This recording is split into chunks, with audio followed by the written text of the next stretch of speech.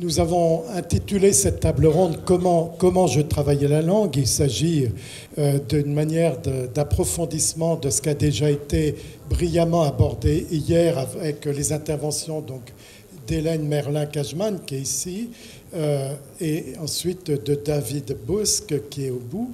Voilà. Et donc, vous entendrez, comme je l'ai dit, seulement cet après-midi, Mélisse de Carencal. Voilà.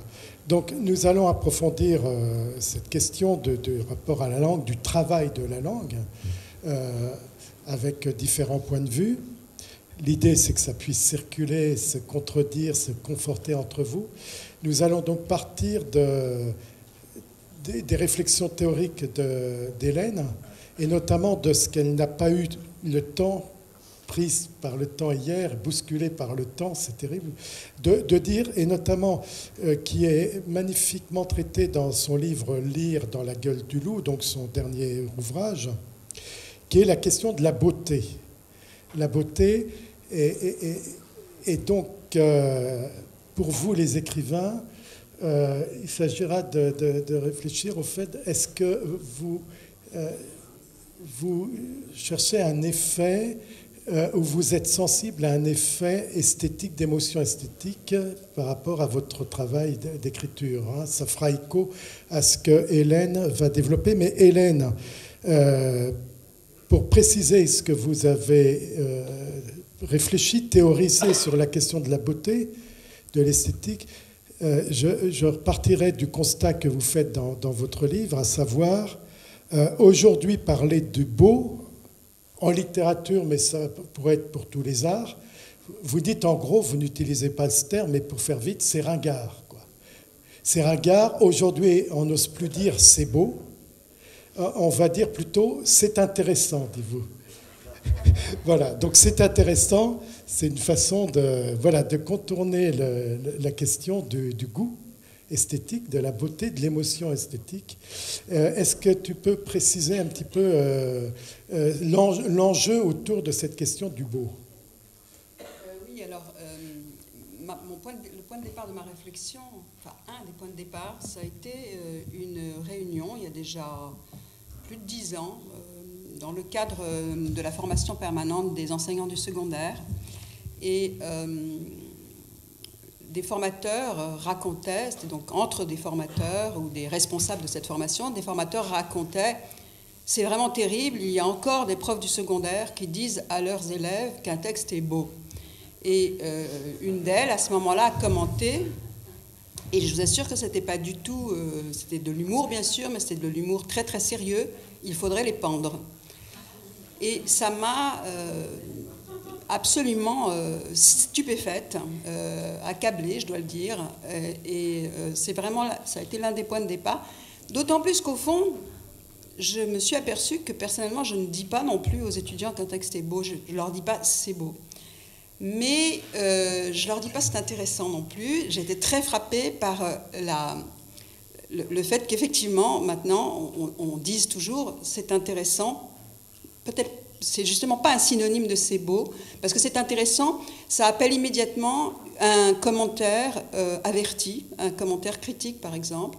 Et en fait, un texte très mauvais, je dirais, est intéressant aussi. C'est-à-dire qu'en fait, ça égalise, ça neutralise la question des effets sur le lecteur, des effets esthétiques, qu'on peut appeler esthétiques au sens très large. Alors après... la question du beau, elle est très compliquée. Tu disais, c'est devenu ringard, mais avant de devenir ringard, ça a été considéré comme réactionnaire, surtout. Et par exemple, on peut songer tout autant à la critique marxiste, post-marxiste, mais aussi à la critique bourdieusienne. Le sens esthétique a été dénoncé par Pierre Bourdieu comme un des signes de distinction. Seuls les initiés pouvaient partager le c'est beau. Alors effectivement, dans ce sens-là, la position de cette formatrice ou responsable de formation pédagogique, oui, c'était sur ce sur quoi elle s'appuyait. Elle voulait dire qu'il ne fallait pas que les enseignants transmettent cette distinction absolument stigmatisante pour ceux qui ne pourraient pas partager la culture forcément bourgeoise du goût du beau, en gros.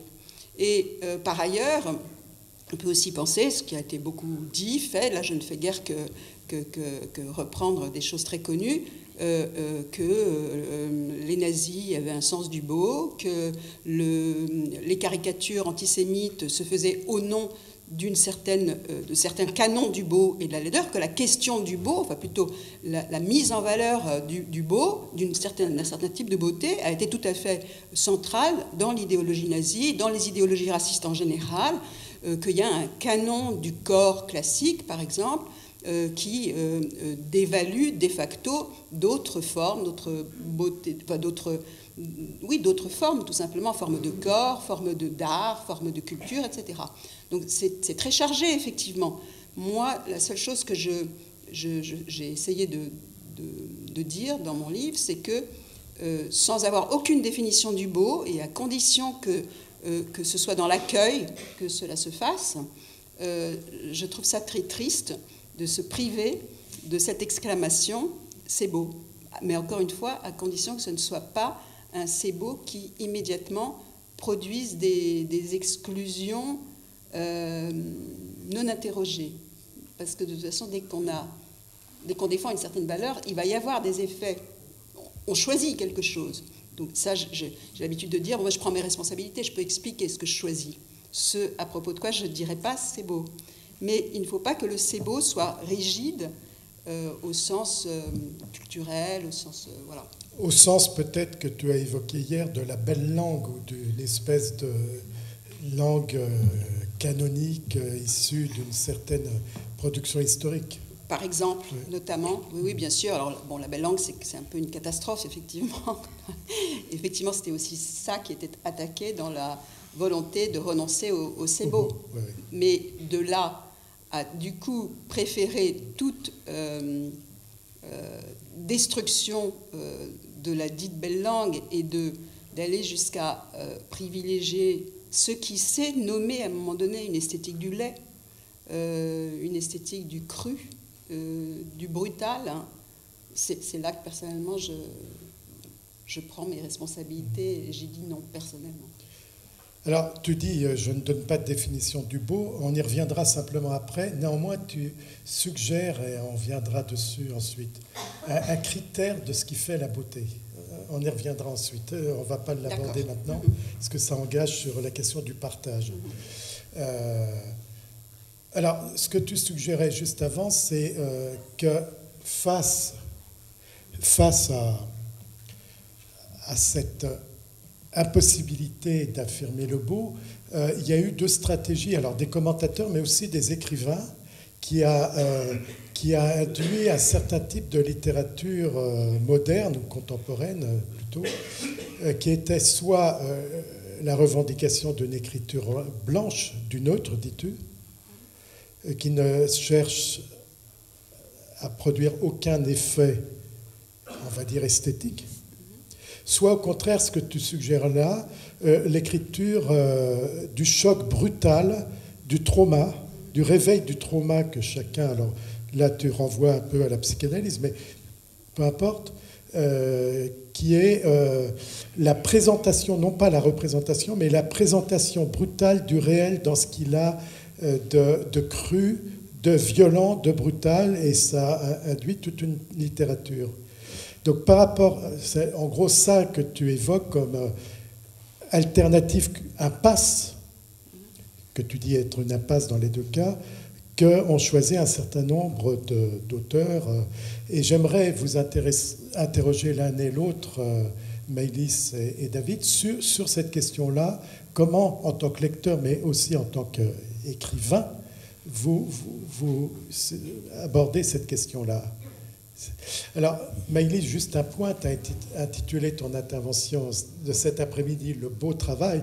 Donc, je ne voudrais pas que tu sois conduite là, maintenant, à déflorer ce que tu diras cet après-midi, mais peut-être que tu pourras aborder un autre aspect là, maintenant. Non, c'est l'intitulé de cette conférence, l'intitulé de cette conférence « Le beau travail », c'était précisément immédiatement faire signe à la beauté, à cette idée du beau. Au contraire, enfin, ça rallie complètement ce dont on parle. Pour ma part, je constate aussi que l'expression « c'est beau » devant un texte, elle est rare. Personnellement, je ne m'en prive pas. Et d'ailleurs, je trouve que ce qu'elle a aussi de presque commode, c'est qu'elle ne se discute pas d'une certaine manière. Et que c'est aussi une assertion qui impose énormément. Autant c'est intéressant, appelle un commentaire, autant c'est beau, impose une forme de silence. Et il y a une forme de puissance à le dire. Moi, je ne m'en prive pas aussi parce que je pense qu'une fois que j'ai dit c'est beau, presque j'ai tout dit. Et qu'il n'y a plus rien à dire. C'est une manière, pour répondre à Dominique, de dire que la question du beau, pour moi, très simplement, elle est présente même avant même qu'il existe un texte, en fait. C'est ce qui est visé.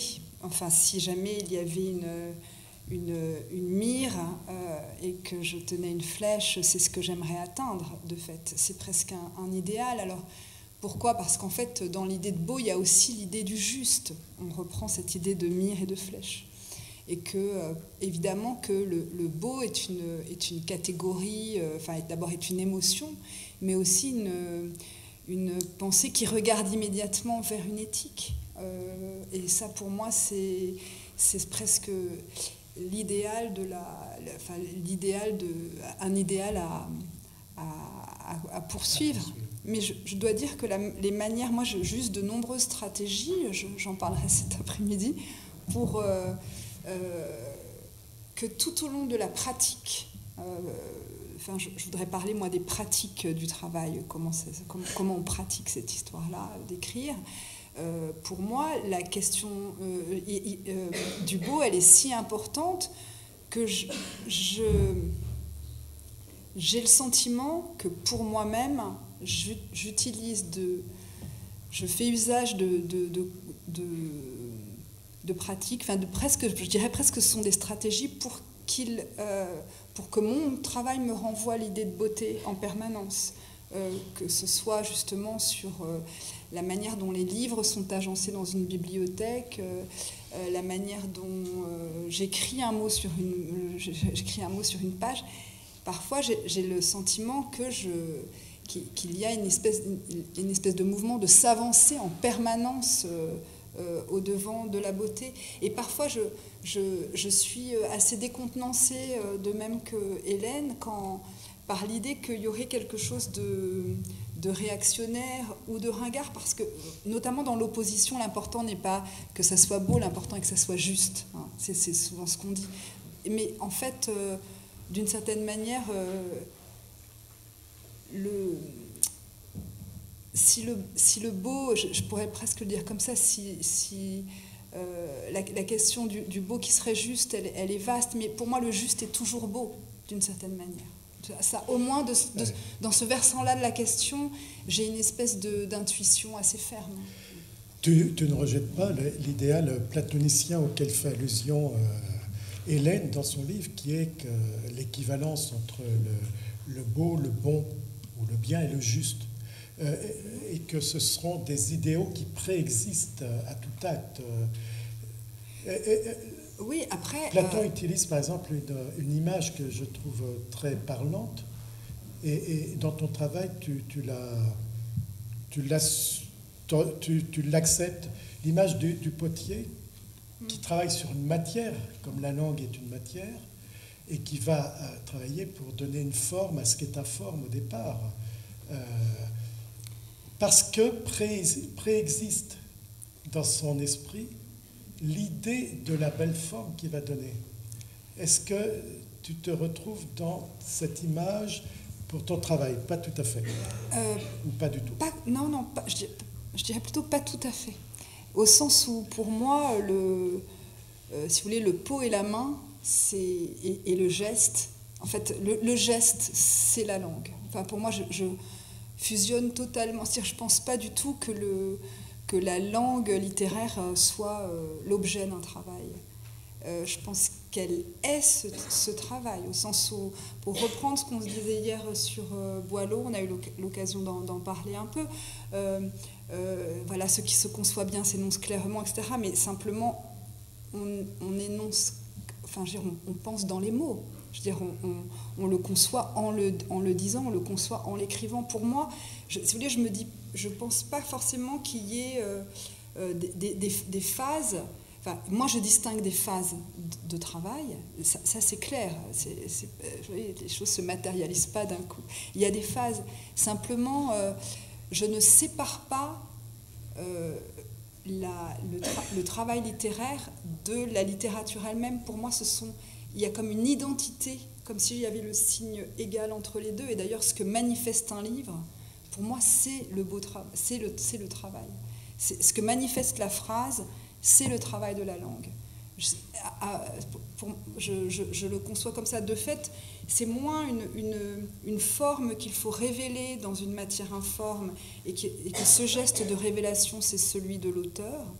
C'est plus que, si vous voulez, cette opération ensemble qui mobilise le potier, la main, le geste, l'énergie, la terre, tout ça, c'est le fond de l'affaire, je dirais. Pour moi, c'est une seule opération. Il y a une unicité totale de ça. David, comment tu vois les choses? D'abord, je suis bien d'accord avec ce lien finalement éthique entre, donc pas du tout dans le rejet, au contraire des catégories du beau et de sa recherche. Et dans ta question, tu disais comme lecteur et comme écrivain. Et assez instinctivement et rapidement, quand j'ouvre un livre, j'ai tendance à le classer dans l'une ou l'autre de deux très simples catégories, qui est-ce que j'ai affaire à un célébrant, à un défenseur, ou est-ce que j'ai affaire à quelqu'un qui pousse dans l'abaissement? C'est une histoire de regard sur le monde. Si on est ébloui par la beauté du monde, et du vivant, et des gens qui nous entourent, et de ceux qui ont vécu dans le passé, alors on n'a pas le choix que de chercher à rendre justice dans la beauté du texte à cette beauté qui nous a d'abord émus. Mais ce qui compte, c'est ce premier regard, c'est être non seulement bienveillant, mais bien cherchant. Alors qu'on a toute une frange de la littérature qui se complaît peut-être dans la description de ce qui ne va pas, fait mine de s'en réjouir parfois, parce que c'est des lauriers enfin, il y a une petite gloire facile à récupérer quand on est dans le très noir et le très sombre. Mais s'il n'y a pas cette planche minimale de l'amour du monde et de l'amour d'autrui et du visage de l'humain, voilà, moi, même si je prends parfois plaisir à lire des textes qui sont comme ça dans la noirceur, mon camp, c'est quand même plutôt celui... Il y a un recueil de textes de l'anglais Chesterton, qui était un converti pamphlétaire assez étonnant, que Borges admirait beaucoup. Et son livre s'appelle Le Défenseur. Et il fait comme ça une défense du pudding, une défense du mauvais goût, une défense des petites porcelaines qu'on met. Parce qu'à chaque fois, il y voit...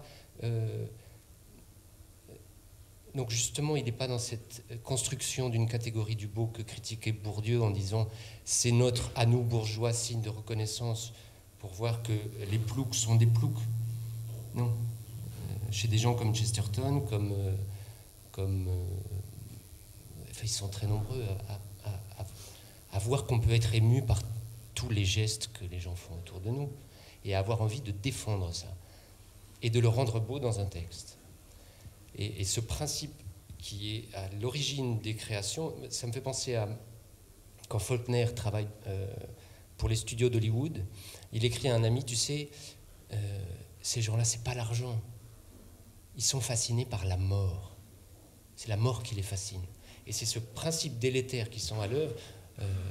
Oui, ils sont là pour faire du pognon, mais qu'est-ce que ça véhicule? C'est toujours le flingue, le meurtre, l'abaissement des figures qui étaient encore des figures traditionnelles de héros, sauveurs de la veuve et de l'orphelin. Hollywood, à ce moment-là, comprend qu'il y a la direction du succès, elle est plus dans le flingue, le noir, l'abaissement de la figure humaine. Ce qu'on dirait aujourd'hui, le trash, le gore. Le trash, tout ça, oui, absolument. Mais sur cette émotion première de la beauté du monde, et je pense encore à Grosjean, qui est un poète auquel je reviens beaucoup. Il fait une préface à un texte d'André d'Hôtel qui rassemble 2 voyages en Grèce. Et Grosjean écrit bien sûr que la vérité se cache derrière les apparences, mais à condition de ne pas tricher avec les apparences. Et au sens où, quand on les décrit, les apparences, mais qu'il y a une justice à rendre à nos émotions face au monde, qui est peut-être plus difficile, mais c'est comme quand on est adolescent, dessiné, on s'aperçoit que faire une trogne, c'est beaucoup plus facile que de faire un visage émouvant. Le portrait charge est beaucoup plus simple. Mais alors là, ça touche à un autre point, un autre nœud que je souhaitais évoquer, que Hélène développe de façon importante dans son livre, qu'elle a un peu évoqué hier.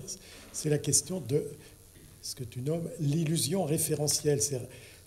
Est-ce que vous tenez l'illusion référentielle, précise ce que tu entends par là d'abord. Ce qu'on appelle l'illusion référentielle, c'est l'illusion qu'un texte donne de renvoyer à un réel extratextuel. En gros, c'est ça. Ça pose la question de la représentation. Voilà, sur le mode de la représentation. Parce qu'un poème amoureux adressé, une louange amoureuse, il n'y a pas exactement d'illusion référentielle, alors même qu'il y a bien un réel extratextuel qui va être la femme aimée à laquelle est donné le poème. Mais c'est quand l'illusion référentielle se passe, quand le réel extratextuel est représenté à tel point que l'on croit voir, l'on croit assister à une histoire qui a vraiment eu lieu, on croit voir un paysage qui existe vraiment et qui préexiste à la représentation. Ce qui renvoie à ce que tu as évoqué hier aussi, à la théorie de la mimésis, voilà, de l'imitation-représentation chez Aristote. Et du coup, ça me pose la question, parce que l'une comme l'autre, est-ce que vous renoncez totalement à représenter quelque chose du réel? Et je n'ai pas cette impression en tant que lecteur. Est-ce que vous pensez que la représentation n'est pas qu'illusion? Ou de le dire autrement, que vos personnages, quand il y a des personnages, ce ne sont pas que des personnages de papier qui n'ont aucune correspondance avec un réel. Il me semblait que tu tiquais. Non, mais tout à l'heure, j'ai tiqué. Voilà, c'est bien, c'est bien. Non, mais c'est-à-dire que la vérité est toujours derrière les apparences, etc. Ce qui m'intéresse surtout, c'est la deuxième partie de sa phrase. Oui, j'ai compris après à partir. D'accord, la vérité derrière les apparences. Mais ne trichez pas avec elle. Oui, c'est vrai. En fait, c'est ça. En fait, du coup, je tique pas tant que ça. Non, mais parce que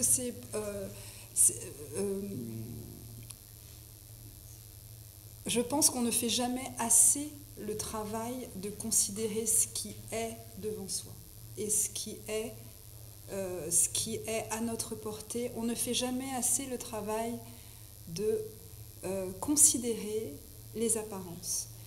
Et je pense toujours que si déjà on fait bien ce travail, qui est toujours un peu au ras des pâquerettes, qui ne consiste pas à projeter des discours et à déjà chercher le discours, le commentaire, mais simplement une saisie, une espèce de captation assez près, je pense que là, la question de la vérité, elle bouge. Je trouve qu'il y a toujours une forme de scélératesse, allez, allons-y, de scélératesse à toujours faire dire que la vérité, elle est derrière. La vérité, elle n'est pas derrière. La vérité, c'est aussi nous, là, on bouge. Je sais pas, on a chaud. La vérité, c'est le monde physique, c'est le monde qui est là, c'est la phénoménologie, c'est ce qui se manifeste. C'est je suis amoureux, je rougis, j'ai les yeux qui brillent. J'ai envie de toucher l'autre, etc. Ça, c'est quand même, c'est les apparences, c'est la vérité, c'est ce qui est, c'est la vie qui va, la vie organique. Ensuite, je cite toujours, je cite toujours cette espèce de série horrible et qui s'appelait Femmes Desperate Housewives. Donc les femmes qui sont... Voilà.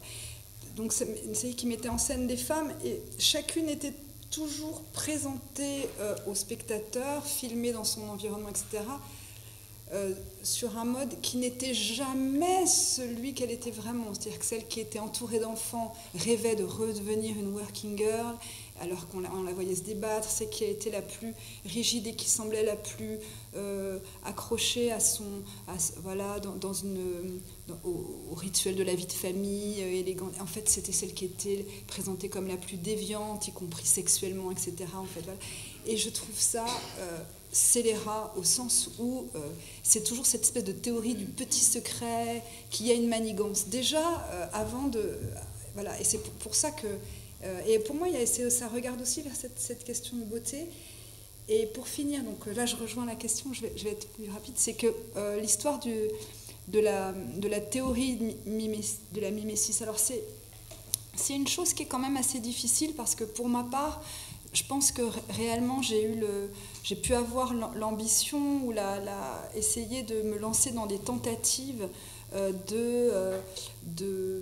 dirais de captation du réel, en tout cas de dire le réel, mais de le dire un petit peu comme je viens de le dire, c'est-à-dire dans sa manifestation assez brute et qui pour moi est belle, enfin voilà, et qui recèle du beau.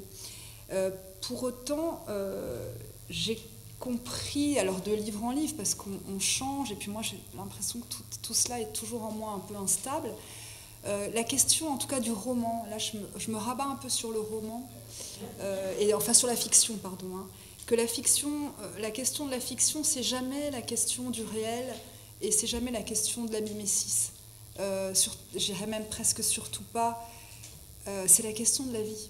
La question de la fiction, c'est la question de la vie, un petit peu ce que disait David. C'est-à-dire, c'est beaucoup plus cette idée de la langue vivante que de l'idée d'une langue qui reproduit, reprend au plus près, représente au plus près le réel. Pourtant, si on prend par exemple 2 de tes derniers livres, alors tu vas me dire ils n'appartiennent pas au même genre littéraire, mais je ne suis pas sûr que cette distinction soit aussi pertinente que ça.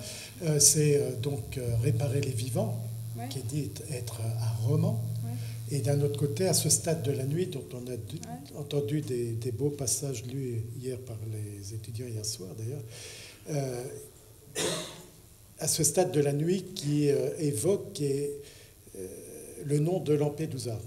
Il me semble qu'il y a tu as utilisé le mot, donc je m'y autorise, 2 stratégies différentes d'écriture, parce que quand même, dans Réparer les vivants, tu tentes de saisir quelque chose du réel. D'ailleurs, tu t'es beaucoup documenté en amont, et je n'ai pas le sentiment que tes personnages, tu les considères comme des purs personnages de papier. Tu tentes de dire la vérité de personnages réels. Par contre, dans À ce stade de la nuit, il me semble que là, volontairement, tu n'as travaillé que sur les mots, sur la langue, et notamment toute une rêverie autour du mot Lampedusa, mais que tu n'as pas voulu, prétendu dire le réel de ces noyés que tu écoutes à la radio. Il me semble que tu es sur 2 stratégies différentes. Et je dirais, David, un peu la même chose, même si c'est plus atténué. Il m'a semblé qu'entre tes 2 derniers livres, il y avait aussi cette différence de stratégie. C'est-à-dire que dans Le Courbet, enfin, La Clairefontaine, il me semble qui est documenté quand même. Il me semble que là aussi, il y a un travail d'enquête, de documentation sur les dernières années de la vie de Courbet. Tu tentes quand même de dire quelque chose d'une vérité du personnage historique qui a existé de Courbet dans Mourir et puis sauter sur son cheval. Tu pars d'un personnage historique, mais en fait, il me semble que là, tu tentes d'inventer une langue pour... tu t'en fiches complètement de dire la vérité de cette personne. Il me semble que là aussi, il y a t'en dis rien, qu'il y a deux stratégies différentes dans l'un et l'autre de vous. Mais dans les deux cas, je crois que c'est aussi très lié au sujet. Si je parle de Courbet, évidemment, je prends au moins la précaution de ne pas raconter n'importe quoi. Et dans la recréation aussi d'une époque, et puis c'est très agréable à faire, hein, dans cette partie documentaire qui est en amont, mais qui en même temps ne cesse de donner des éclats et des désirs d'écrire quand on regarde des archives qui n'ont rien de littéraire, mais qui sont, je ne sais pas quoi, l'installation du tramway entre Lausanne et Vevey. On est dans le respect d'une vérité qui est celle des faits, et en même temps, ça fait mousser la fiction, ou en tout cas, ça fait naître des images. Mais quand on a affaire à un sujet historique, tu emploies le mot de vérité, mais quand même, je crois, et que c'est vrai chez Maëlys aussi, qu'on a garde toujours de ne pas poser une interprétation fermée, et qu'il y a toujours ce rappel assez constant que c'est une proposition, que c'est un éclairage apporté sur une histoire que d'autres ont racontée, que d'autres ont connue, et que c'est pas... je crois qu'on est nombreux chez qui le mot peut-être, sans doute, quand on lit aujourd'hui toute la génération de l'entre-deux-guerres et leur aplomb, comme ça, on leur demandait 10 pages sur Blaise Pascal, ils vous la pondaient comme ça, ils faisaient le tour de Blaise Pascal comme si c'était une statue de marbre, dont on pouvait voir toutes les facettes, et avec une figure de style, Blaise Pascal est à la pensée, ce que machin est à... C'est virtuose, et on a l'impression qu'il a déplacé le buffet de son grand-père pour le mettre du salon à la salle à manger, mais quel aplomb. Enfin, je crois qu'aujourd'hui, on a beaucoup plus de mal à aborder quelque sujet que ce soit avec cet aplomb-là.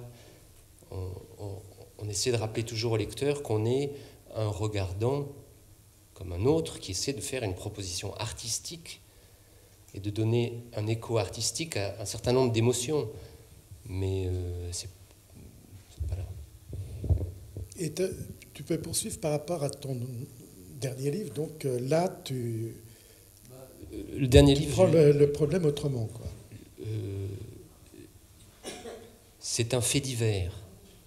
Donc un fait divers, c'est l'apparition dans les journaux de quelqu'un qui aurait jamais dû y figurer. Donc c'est un destin. J'aurais pu faire le choix de fouiller, mais j'aurais trouvé une poussière d'archives.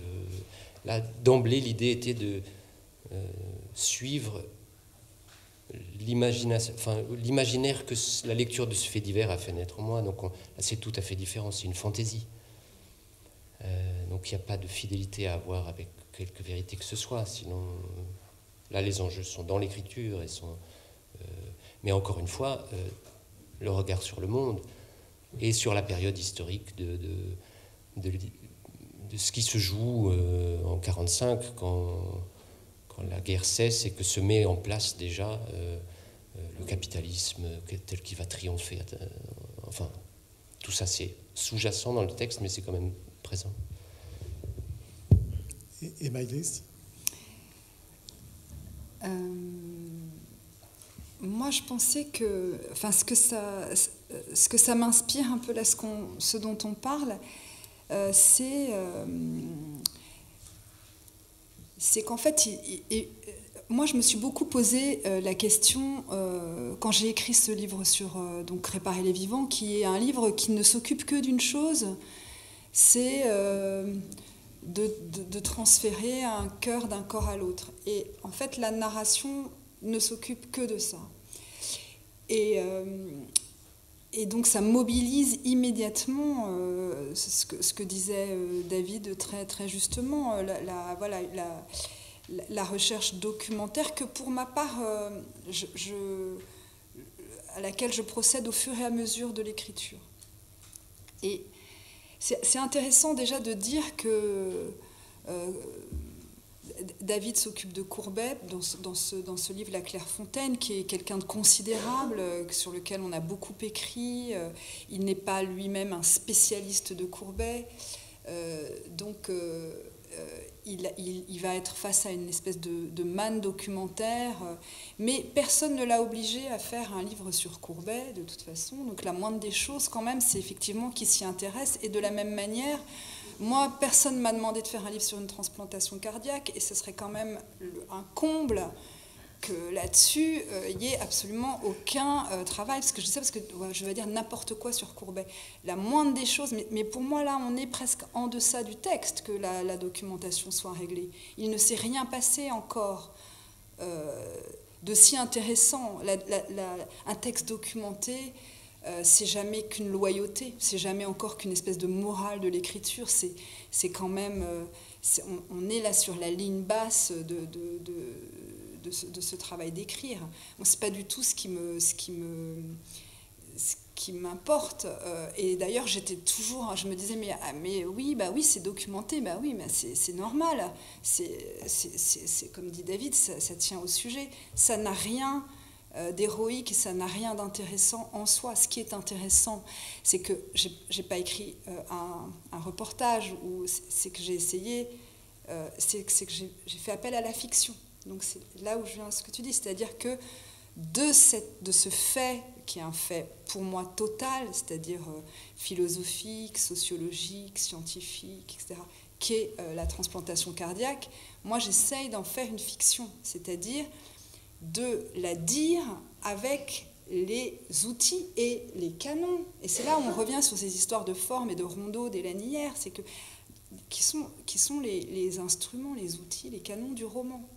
C'est-à-dire qu'il y a effectivement une action des personnages qui ont des noms propres, que ça se passe dans un lieu, etc. Et ça, c'est une part d'invention, certes, mais c'est aussi pour incarner cette histoire-là. Et pour moi, c'est là où il y a franchement, je trouve ça beau. Après, je vais vous parler d'un truc si on a le temps. Mais ce que je trouve beau, c'est que je me rends compte en écrivant ça que si j'ai écrit cette fiction, c'est aussi que je vise une forme de beauté. Et pour moi, la beauté, elle est aussi dans le fait de réaffirmer que la fiction, elle est porteuse de savoir. Moi, en lisant La Clairefontaine, ces scènes où Courbet se baigne dans la rivière avec son gros ventre, etc., c'est du savoir, c'est de la connaissance.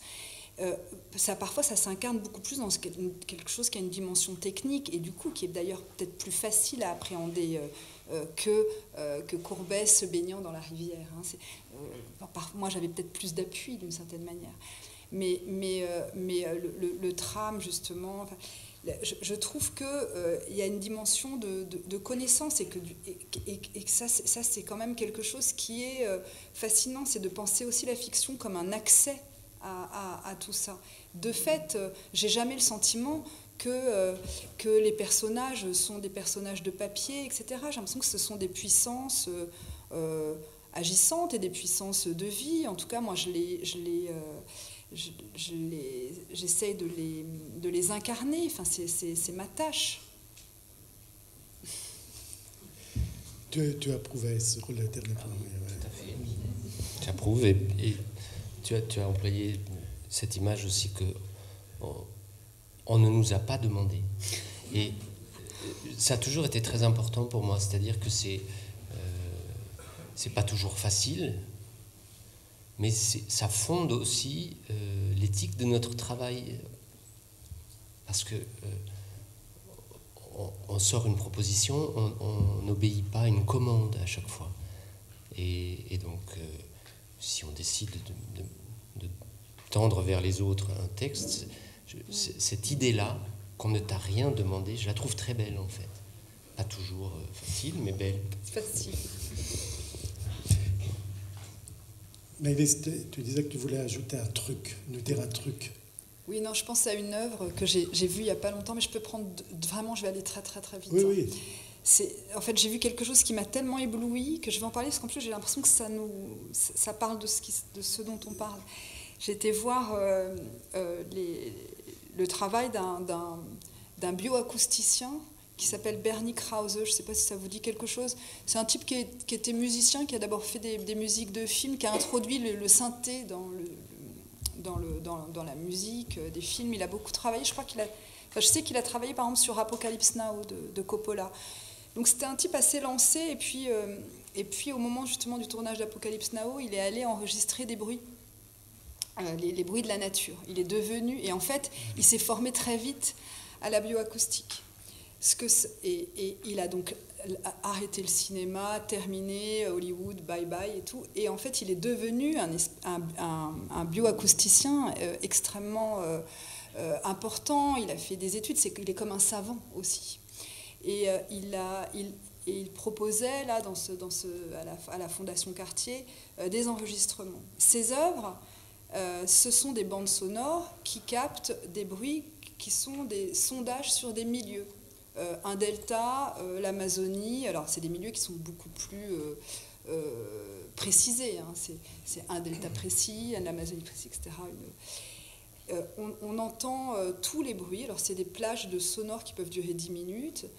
Donc il y a déjà cette beauté-là. Hein. Je vous assure que quand on entend le cachalot, la baleine bleue, enfin, ouais, ces espèces de plaintes et en même temps ces chants, c'est sublime. Il y a déjà ça, il y a cette beauté-là. Mais en plus, il y a du savoir. C'est-à-dire qu'il y a l'idée que on sait, les noms des animaux nous sont donnés, on voit la fréquence à laquelle ils peuvent chanter, enfin, on comprend qu'il s'agit d'un orchestre, ce que ça dessine sur le mur de la Fondation, c'est une sorte de partition. Et enfin, il y a quelque chose de très politique, qui est que revenant au même endroit, parfois 10 ans après, on n'entend plus rien. Enfin, l'intensité sonore a baissé parce que la biodiversité s'est appauvrie. Et du coup, c'est une œuvre qui m'a complètement éblouie, parce que je me disais que s'il y avait à la fois, évidemment, la dimension, en tout cas qui moi me touche, de connaissance, une dimension qui était politique, très forte, et que c'était très très beau. Et c'est pour ça que... et tout ça quand même dans une espèce de forme qui était quand même une forme d'exposition, ce qui nous ramène à ces histoires de canon, et qu'est-ce que c'est de proposer quelque chose, de tendre un livre à quelqu'un d'autre. Évidemment, tout ça sont des opérations qui ont toujours lieu dans un cadre formel. C'est le livre imprimé, c'est une exposition, c'est cette histoire de rondeau d'hier. À propos des attentats, enfin, vous voyez, c'est pour ça. Il me semble que ce qui noue vos 3 positions convergentes, c'est peut-être ce concept qui est un mot valise de Paul Audy dans Créer, que vous avez lu, qui est esthétique, l'esthétique, en 2 mots. C'est l'esthétique éthique. Il me semble que vous convergez les 3 autour de ce nœud-là, hein, cette position-là. Non, tu voulais dire... Alice rappelle l'importance d'une dimension politique qui, même quand elle n'est pas formulée, j'ai parlé tout à l'heure de 2 catégories, l'une des célébrants et l'autre de ceux qui, dans l'avilissement plutôt, mais il y en a une 3e, et qui est celle de Tout va très bien, Madame la Marquise. C'est cette littérature jolie qui fait comme si tout allait très bien. Il n'est pas question de toujours nommer la politique dans les textes, mais si elle ne se fait pas un peu l'écho des douleurs et des conflits qui nous traversent, celle-là, peut-être c'est celle qui compte le moins, finalement, des 3. Et du coup, ça me permet de te demander, Hélène, à préciser un autre aspect que tu développes dans le livre et sur lequel je voudrais aussi que chacun réagisse ou donne sa position, qui est de dire, j'ai fait allusion tout à l'heure, la beauté, on a compris, elle ne se définit pas, c'est quelque chose qui préexiste, un idéal, enfin, peu importe. Par contre, tu lui donnes un critère, il y a un critère de beauté, c'est le partage. Et tu dis que la littérature a la littérarité, dis-tu, c'est-à-dire ce qui confère une qualité littéraire à un texte, c'est qu'il obéit à une fonction, je n'aime pas trop ce mot, mais je crois que tu l'utilises, de partage. Et tu précises là aussi en partant de Barthes, qui évoque trois points d'impact du texte littéraire, qui est l'engagement politique de l'écrivain. C'est la citation que je donnais hier, les forces de... Voilà. L'engagement politique de l'écrivain, mais dit-il, l'écrivain est un citoyen comme tout le monde, et donc ça n'est pas pertinent pour évaluer la force libertaire, puisque il parle des forces de liberté du texte. Ensuite, le message qui peut être éventuellement véhiculé dans le texte. Donc le contenu, quoi. Le contenu, oui. En gros. Il dit que ça aussi, c'est secondaire. Et puis il parle du travail de déplacement effectué sur la langue comme critère. Mais je ne sais pas si là, il parle de partage. Non, c'est toi qui dis. Non. J'ajouterais un quatrième point. Voilà, c'est ça, exactement. D'impact. Qui serait le point d'impact du... Parce que quand il parle des forces de liberté contenues dans le travail de déplacement sur la langue, en fait, il se situe encore dans une définition, en gros, qu'on a appelée autotélique ou spéculaire de la littérarité, où on conçoit le texte comme absolument clos sur lui-même. Ce qui fait la spécificité esthétique d'un texte, c'est le système des signes indépendamment de toute espèce de renvoi extratextuel. Quel que soit le renvoi, c'est-à-dire tous ceux que vous avez évoqués sont absolument dénués de toute espèce de pertinence du point de vue d'une définition autotélique, spéculaire, réflexive de la littérature. Et tout à l'heure, Dominique évoquait l'illusion référentielle, parce que peut-être qu'il y a eu une légère équivoque sur illusion référentielle. D'une certaine manière, dans illusion référentielle, il y a le mot illusion renvoie à ce que vous disiez de la fiction. C'est le fait qu'on croit au monde extratextuel est un effet de la fiction. C'est-à-dire, si je prends votre livre Réparer les vivants, est-ce que vous seriez d'accord pour dire, par exemple, qu'il y a une sorte de personnage principal qui est le cœur bon, autrement dit, on est bien, du point de vue critique et du point de vue de ceux qui seraient... qui se mobiliseraient ce type de catégorie critique, il dirait qu'on est bien dans l'illusion référentielle et qu'à ce moment-là, par exemple, éventuellement, devant une classe, on apprendrait aux élèves non pas à s'intéresser à cette histoire de cœur, mais à regarder toutes les stratégies argumentatives, etc., pour nous faire croire qu'il y a un enjeu extratextuel, pas forcément en termes de réalisme bête, si je puis dire, mais quand même, on y croit. Et c'est ça qui est actuellement très, très stoppé, interdit par l'enseignement et par la critique littéraire. Mais que l'un et l'autre vous récusez dans votre travail. Voilà. Alors, moi ce qui m'a... Bon, pardon. Non, après tu reviendras sur... l'histoire du partage. L'histoire du partage, quand même, ce que tu entends par là. Voilà, non, mais ce que j'étais en train de faire. Donc, moi, finalement, je pense qu'il faut absolument... c'est comme enseignante, en plus aussi, que j'ai fait cette expérience. J'ai commencé à enseigner convaincue qu'effectivement, il était de ma première responsabilité politique, hein, pas seulement en termes de pureté théorique, si vous voulez, d'apprendre aux élèves à sortir de l'illusion référentielle, puisque la conviction, c'était que c'est comme ça qu'on les manipule. Donc il fallait vraiment... Puis peu à peu, de plus en plus, je me suis rendu compte que c'était une déception que j'infligeais aux élèves, terrible. Leur dire, non, la princesse de Clèves n'existe pas, s'il vous plaît, c'est pas la peine d'imaginer ce qui serait passé si le prince de Clèves n'avait pas écouté son messager, etc., etc. Non, rien du tout. Alors je trouvais des biais, et puis finalement...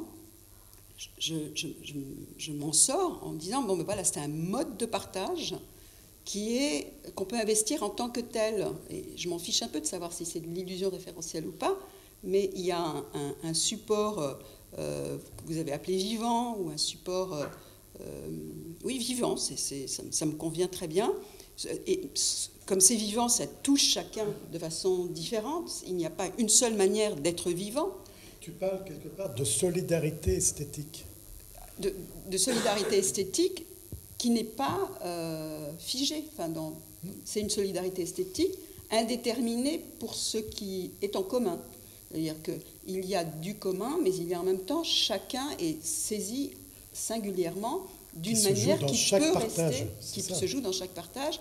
Et c'est cette espèce de tension entre de l'individualité qui peut rester intime et donc secrète, et du partage en commun, puisque de toute façon il y a un texte qu'on partage en commun, que c'est sur ce sur quoi j'insiste. Mais il me semble que quand vous avez dit tous les deux, et ça me touche énormément, personne ne nous a demandé d'écrire. Ça veut dire que vous avez dit, je tends le texte. Moi, dans mon lexique, je dirais je le donne. Enfin, il y a quelque chose d'une dimension, je pense à l'anthropologie du don, enfin, qui me paraît très en rapport avec la beauté, justement, parce que qu'est-ce que je peux faire d'autre que m'autoriser de quelque chose qui m'a été donné, parce qu'en fait, on ne peut pas, à mon avis, donner si quelque chose vous a pas été donné et qui fait sortir des individualités narcissiques, faire de l'argent, tomber dans la mode du gore, etc., etc.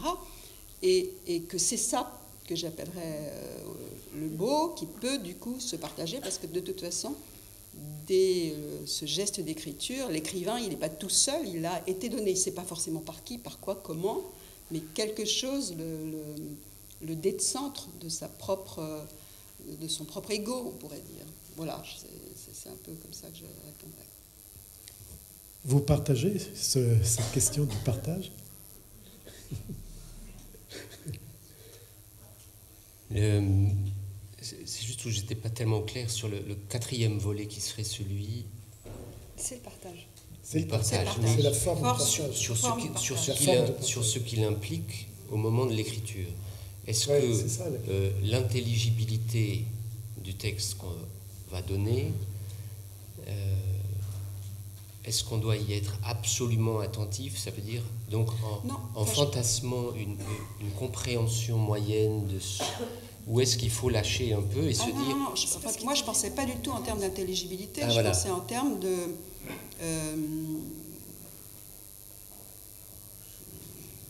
vous parliez de loyauté, de juste, d'éthique du geste d'écriture, dès lors que personne ne vous a rien demandé. Donc, ça peut se situer ça peut se situer à des niveaux très différents. Enfin, les esthétiques peuvent être extrêmement différentes, mais je pense qu'il y ait ce souci de l'adresse, hein, ce serait une autre manière de parler de partage. Il peut y avoir du souci de l'adresse dans l'hermétisme. Il n'y a pas d'incompatibilité, pourvu que ce ne soit pas un hermétisme autiste, au fond. Peut-être. Je pensais à une phrase de Valérie qui précède, mais qui en même temps rejoint celle de Barthes. Enfin, dit que le poète est un agent d'écart. Oui, c'est très... Et dans son travail de la langue, justement, disons que la norme telle qu'elle est... sur la norme, Valérie a une formule un peu à l'emporte-pièce où il dit que c'est la fixation un peu arbitraire de la fantaisie du plus grand nombre, en fait. À un moment donné, comme dans 1, 2, 3 soleil, le jeu des enfants, on dit « ça y est, vous avez bien rigolé, mais maintenant la langue c'est ça ». Et que le poète est donc un agent d'écart par rapport à cet arbitraire, et qui était lui-même la fixation d'une fantaisie, enfin c'est quand même un objet singulier que cette langue que personne ne possède intégralement et qui n'existe que en étant dispersée entre nous tous, et que personne, même les plus grands spécialistes, ne connaît les subtilités qu'un paysan du Poitou, parce que c'était les images que lui donnait sa grand-mère pour décrire, je ne sais pas quoi, l'attitude d'une vache qui refuse de rentrer dans l'étable. La langue, c'est tout ça, et c'est là où notre intérêt pour elle est inépuisable. C'est-à-dire qu'elle n'est possédée par personne en propre, et en entier surtout. Et Maëlys, sur cette question du partage, justement. Mais moi, je trouve qu'elle est, elle est très importante bon, d'un point de vue politique, parce qu'effectivement, on fait corps. Enfin, de cette manière, on peut faire corps autour d'un livre, on peut faire... il y a l'idée quand même d'une forme d'élargissement aussi d'expansion du corps social. Enfin, je trouve que dans cette idée de partage de la langue, enfin, du livre comme aussi un véhicule de partage, il y a quelque chose que je trouve de très expansionniste qui me plaît beaucoup. Mais je dirais encore que cette notion de partage, elle m'intéresse, j'allais dire presque encore plus sur un mode peut-être esthétique, au sens que le fait que les textes soient, enfin que ce que vient de dire David, quoi, que cette langue elle soit partagée par tous, possédée par personne, et là parlons donc de cette langue en tant qu'elle est résorbée dans un livre qui serait par exemple une fiction. On va quand même, je ne parle pas là de la langue forcément de la langue commune qui est déjà traversée par des enjeux de pouvoir, etc.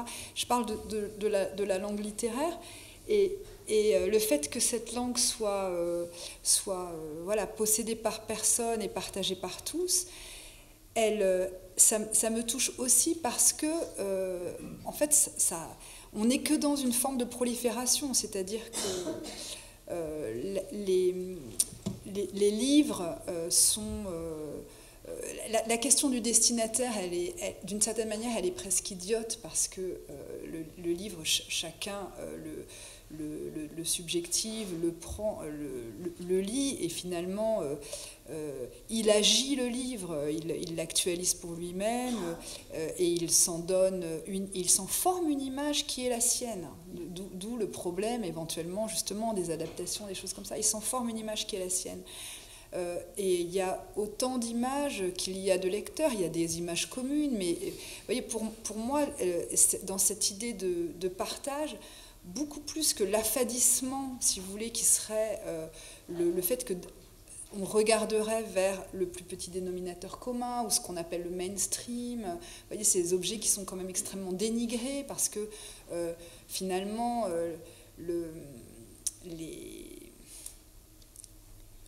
la démocratie, est-ce qu'elle aime autant est-ce qu'elle aime le nombre, en fait? C'est ça le problème. C'est que les démocrates, c'est pas les plus enclins à aimer le nombre. Le nombre est souvent une dévaluation de l'objet. C'est ce que rappelle souvent Jean-Claude Milner.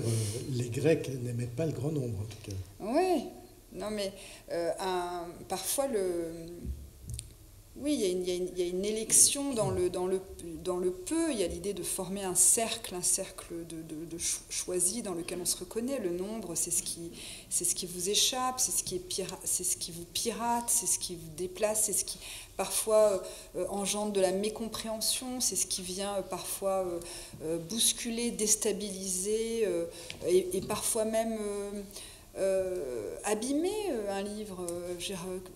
Et voilà, donc il y a cette question du nombre, et pour moi, plutôt que de la voir comme, vous voyez, cette espèce de plus c'est partagé, finalement il y aurait une espèce de dévaluation intrinsèque de l'œuvre, qui repose la question du goût, etc., mais aussi des formes d'élection et de sociabilité, comment la littérature y joue son rôle, etc.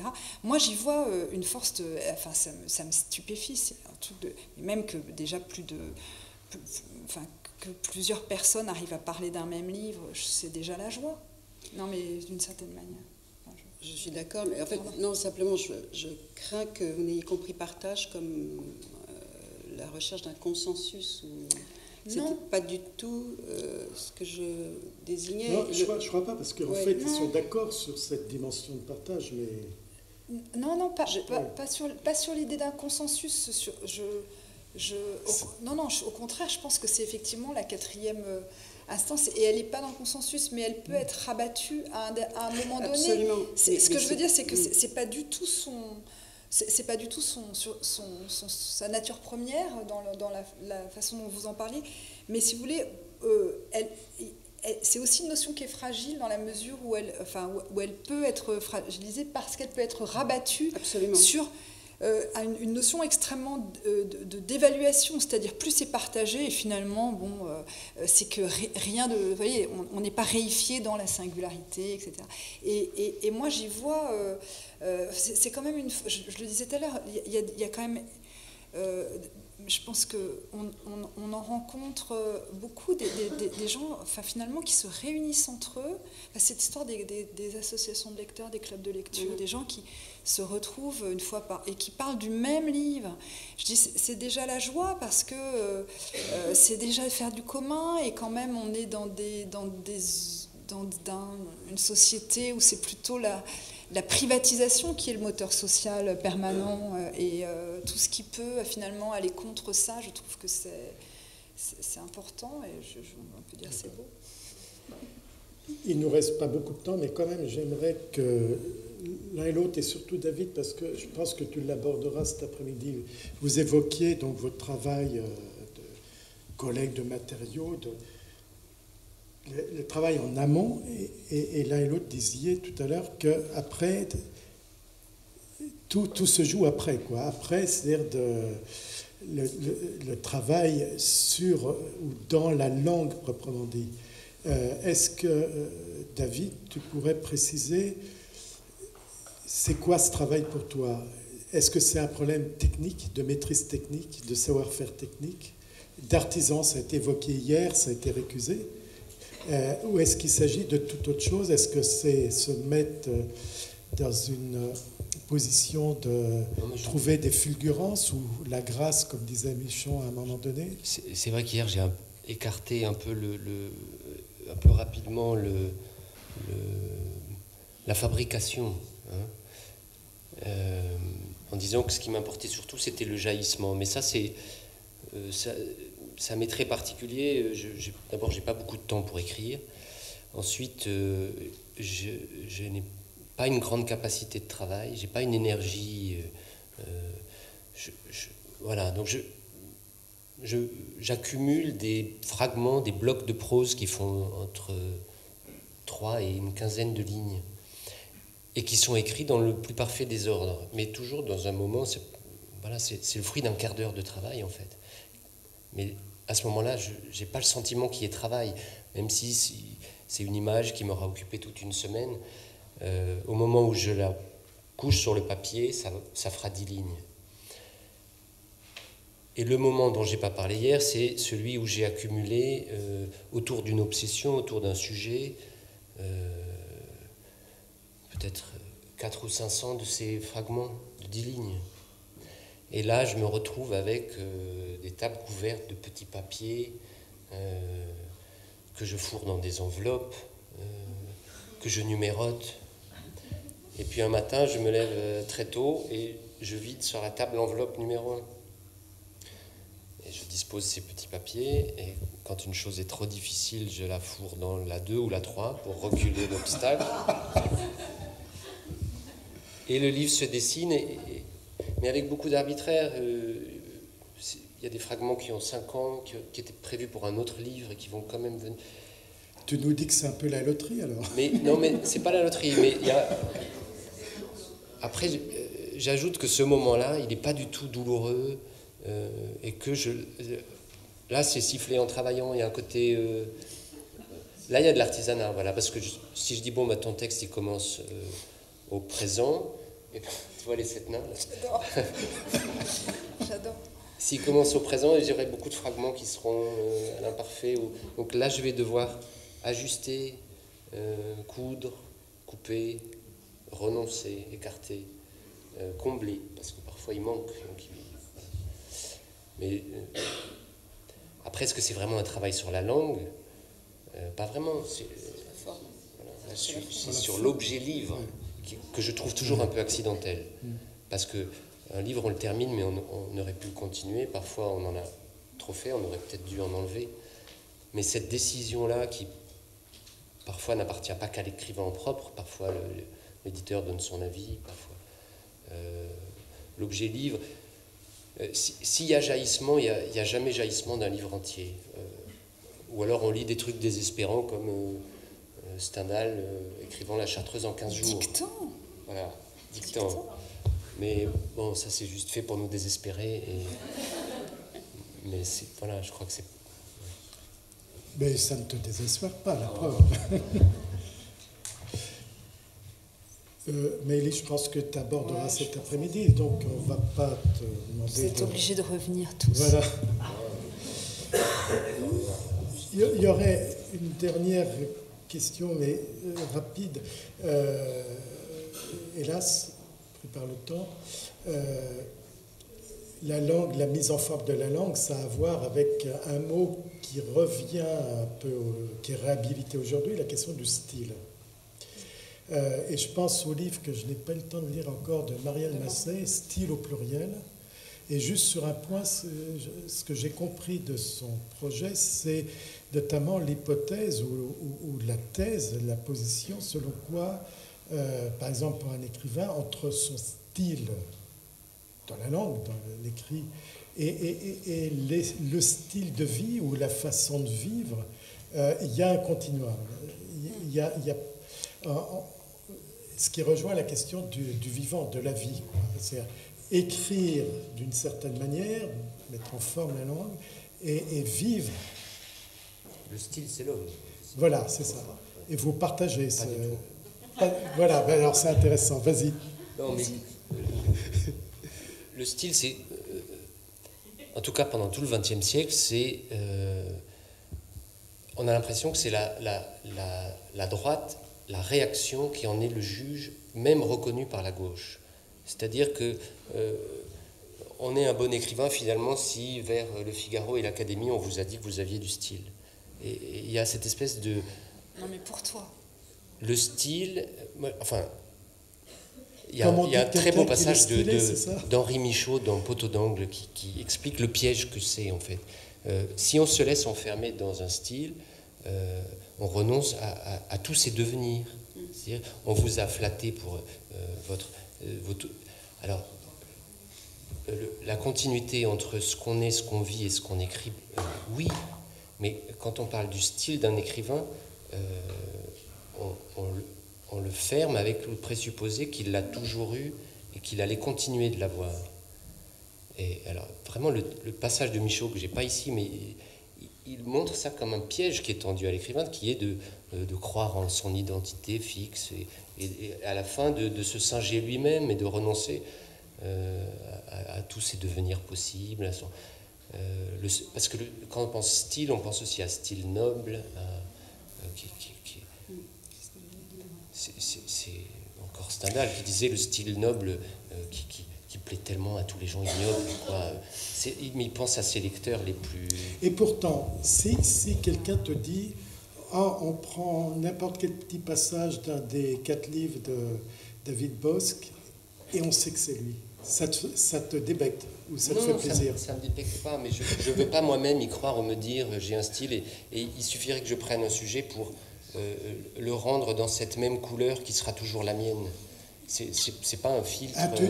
Oui, ce que tu veux dire, tu ne veux pas t'imiter au fond. Oui. Et puis j'ai l'impression que d'abord, il y a beaucoup de choses qui ont changé entre mon premier texte et le plus récent. Il y a beaucoup de choses que je n'aime pas, dont j'essaie de me débarrasser, d'autres qui m'intéressent. Et je veux continuer d'accueillir des influences et de les multiplier. Cette idée, voilà... Maëlys ? Oui, je me dis en même temps, alors là on fait l'archéologie du mot style et on trouve que ça va pas du tout, que c'est un mot qui est, comme tu dis, réhabilité, mais après avoir passé quand même un certain temps en enfer.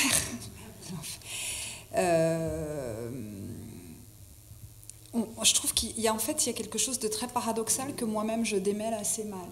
C'est-à-dire que je ne vois pas comment on peut écrire autrement que dans la continuité d'un ethos qui est le sien, c'est-à-dire des livres brefs, ramassés, silencieux, des livres lyriques, des livres vastes, du dehors, en même temps des livres très peuplés, des livres avec un personnage. Vous voyez, c'est des matières de texte, des matières de langue qui sont aussi l'émanation d'un rapport au monde. Et pour moi, je trouverais ça pas très... je dirais un mot un peu... je n'arrive pas à le dire. Je trouverais ça assez douteux que quelqu'un écrive autrement qu'avec les énergies primitives qui sont les siennes, avec ce qu'on appelle son ethos, son tempérament. Et pour moi, le style, c'est le tempérament. En fait, pour moi, je l'identifie beaucoup au tempérament. Et le tempérament, c'est quelque chose qui est quand même consubstantiel. C'est le grain de la voix. Je sais pas, le grain de la peau, la façon de bouger, etc. Ça, pour moi, je vois pas comment un livre ne peut pas catalyser, enfin, en tout cas, dans l'écriture littéraire, je me représente mal qu'un livre, par exemple, pour moi, mon travail ne pourrait pas dire qui je suis, quel est ce tempérament-là. Ça me semblerait... assez douteux, je serais mal à l'aise avec cette idée précisément que mon livre ne me désigne pas. Alors que pour autant j'écris...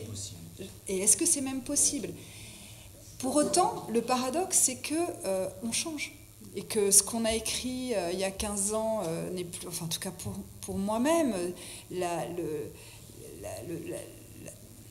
le parcours, l'itinéraire est quand même montre, enfin, mais même moi j'en ai eu vraiment conscience, et les lecteurs peuvent le dire, enfin, voilà, qu'il y a vraiment presque une espèce des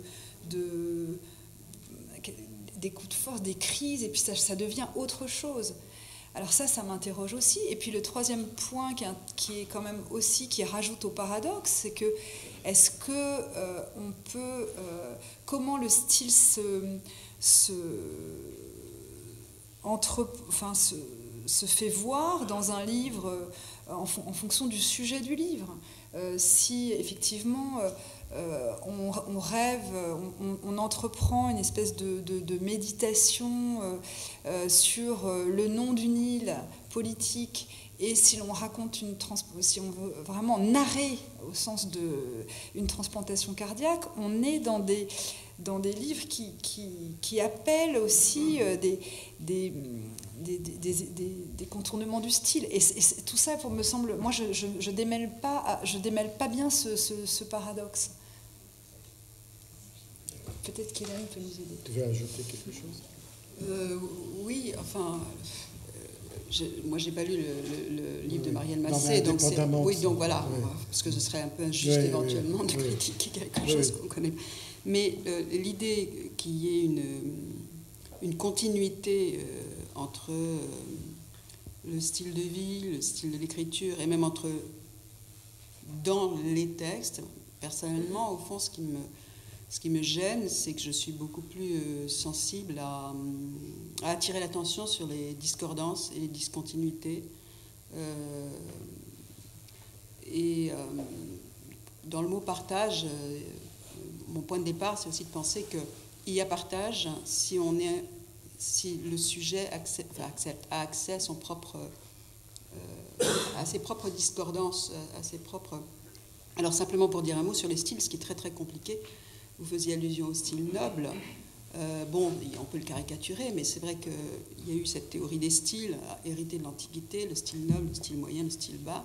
Disons qu'au minimum, il me semble que le style d'un écrivain, même si depuis le romantisme, on pense volontiers en termes d'originalité du style propre par conséquent, il n'empêche que c'est un style propre qui se combine à des styles du temps, de l'époque, du passé, qu'il y a une transmission de styles avec des significations qu'on pourrait peut-être dire affectivo-politiques, un truc comme ça. Et là, par exemple, on peut penser au travail de Rancière sur le partage du sensible. Voilà. Et ce qui peut expliquer qu'on n'ait pas la même écriture selon les genres qu'on choisit. Si on choisit je sais pas, une comédie, voilà, je pense que c'est important qu'il y ait cette tension et que ce soit que l'écriture soit au plus juste au point de tension, au plus juste au point de tension qu'il faut écrire aussi. C'est le mot important, la tension, sur toutes les interventions. Tout le monde a entendu? Non, mais dans l'écriture, la tension, c'est important. Voilà, il y aurait beaucoup de choses à dire encore, mais je propose qu'on en reste peut-être là, à moins qu'il y ait vraiment un désir d'une question, d'une réaction dans la salle. La règle est différente. Bon, je crois qu'on va en rester là, en vous remerciant beaucoup. À vous. Merci beaucoup.